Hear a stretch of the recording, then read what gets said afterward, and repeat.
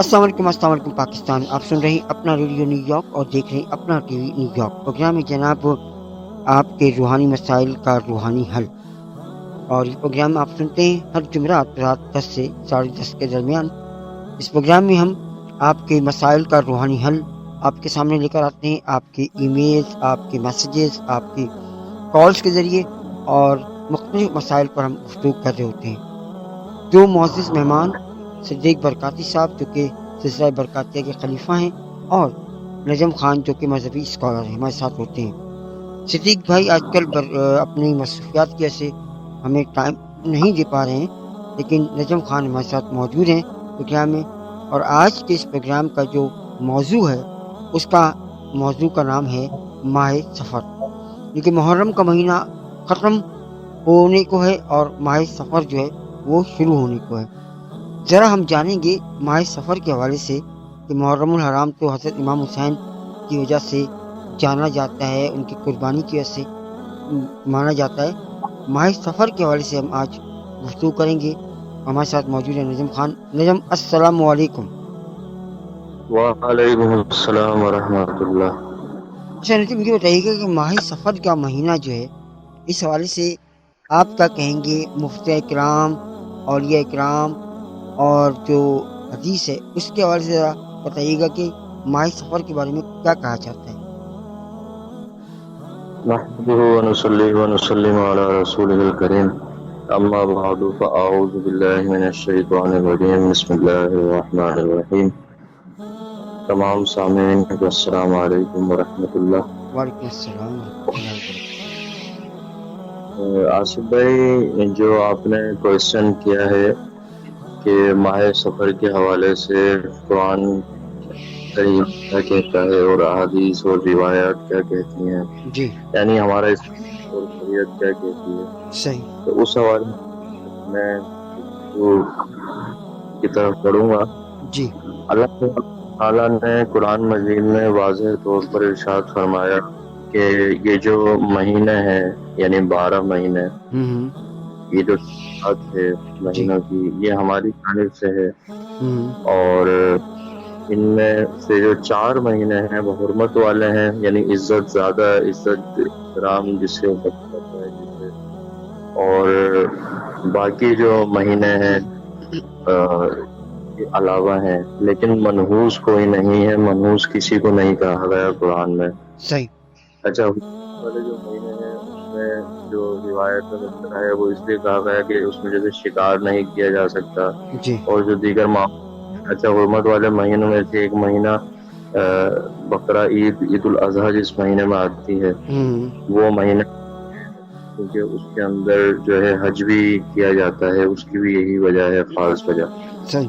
اچھا, تو قرآن کے اس حکم سے واضح ہو گیا جو 4 مہینے, اچھا 4 مہینے جو حرمت والے ہیں, ایک تو رجب, ذوالقعدہ, ذی الحجہ اور محرم الحرام. صحیح. ان کے بارے میں فرمایا گیا ہے کہ حرمت والے مہینے ہیں صحیح. اور ان کی الگ سے رسپیکٹ ہے, باقی جو مہینے ہیں ان کی الگ رسپیکٹ ہے. صحیح.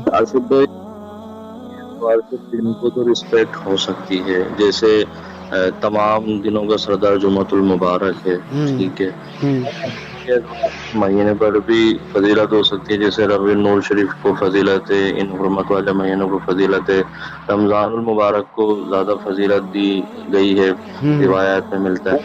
صحیح. مہینوں کے اعتبار سے فضیلت تو اپنی جگہ ہے, لیکن کسی مہینے کو منحوس کہنا اور غلط کہنا اور یہ کہنا ہے کہ اس میں معاذ اللہ بلیات اترتی ہیں, کیونکہ کہا جاتا ہے بلیات اترتی ہیں, بلائیں نازل ہوتی ہیں, اور اس میں شادی نہیں کرنا چاہیے, شادی کامیاب نہیں ہوتی.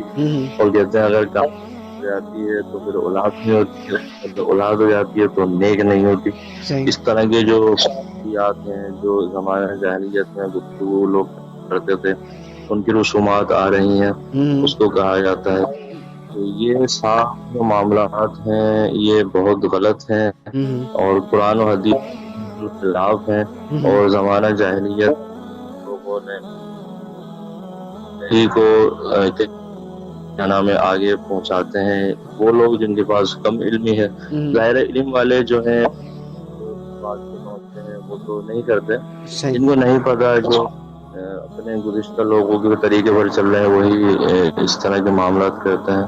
صحیح. حدیث مبارکہ نبی صلی اللہ علیہ وسلم نے واضح فرمایا کہ لا ولا تیارا ولا عام سفرا، صحیح. کہ کوئی بیماری منحوس نہیں ہوتی، صحیح. کوئی پرندہ منحوس، جیسے الو کو کہا جاتا ہے کہ الو کا نام لو تو ایسا ہوتا ہے ویسا ہوتا ہے، اور بڑے منحوس طرح کے جانور ہے، ٹھیک ہے، صحیح. اور جو ہے وہ نہیں ہوتا منحوس، اور صحیح. کوئی تکلیف منحوس نہیں ہوتی، آزمائش ہوتی ہے اللہ کی طرف سے. صحیح.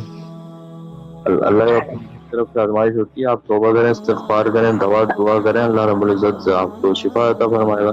قرآن میں نا وہی بیمار ہوتا ہوں تو اللہ رب العزت ہی مجھے شفا دیتا ہے. اور میں جو لفظ ولا سفر، کہ سفر میں کچھ منحوس نہیں ہے، کچھ غلط نہیں ہے سفر میں، بالکل. نبی پاک علیہ الصلوۃ والسلام کی حدیث سے جب پتہ چل چکا ہے کہ لا سفر، صحیح، تو کلیئر ہو گیا کہ سفر میں کوئی منحوسیت نہیں ہے، کوئی نحوست نہیں ہے. اس میں شادی بھی کرنا چاہیے، اس میں خوشی اچھے بھی کرنا چاہیے، اور اللہ رب العزت سے رحمت بھی ہوتی ہے. میں شادی کا میں ذکر کروں، لوگ معاذ اللہ کہتے ہیں سفر میں شادی نہ کرو، اور اتنی مشہور شادی، اتنا مشہور میں نام لوں گا آصف بھائی کہ ہم سب ان پر قربان ہیں.